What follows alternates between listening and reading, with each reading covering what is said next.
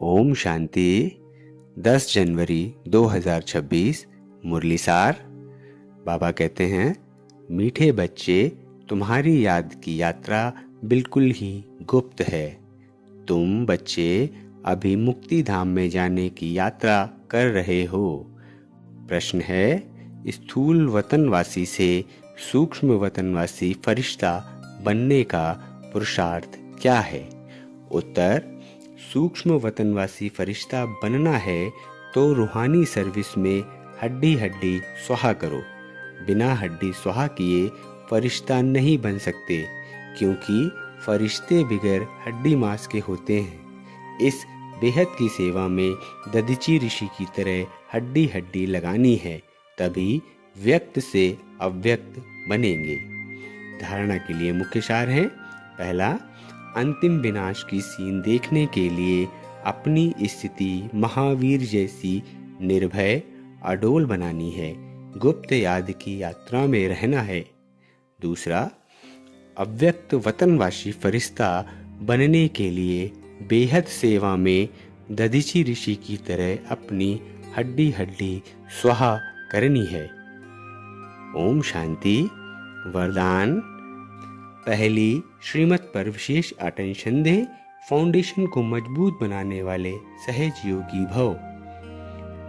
बाप दादा की नंबर 1 श्रीमत है कि अपने को आत्मा समझकर बाप को याद करो।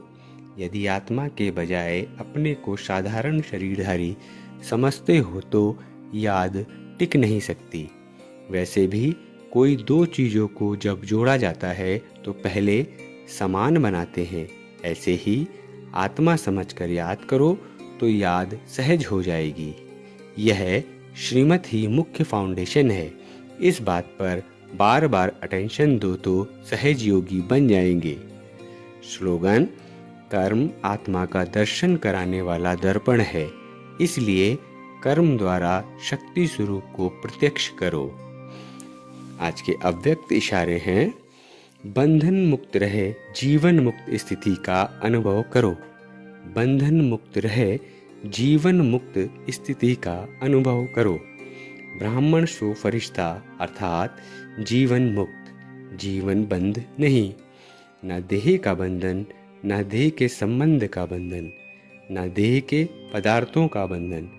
अगर अपनी देह का लगाव खत्म किया तो देह के संबंध और पदार्थ का बंधन आपे ही खत्म हो जाएगा। ऐसे नहीं कोशिश करेंगे। कोशिश शब्द ही सिद्ध करता है कि पुरानी दुनिया की कोशिश है। इसलिए कोशिश शब्द समाप्त करो, देह भान को छोड़ो। कोशिश शब्द समाप्त करो, देह भान को छोड़ो। अच्छा, ओम शांति।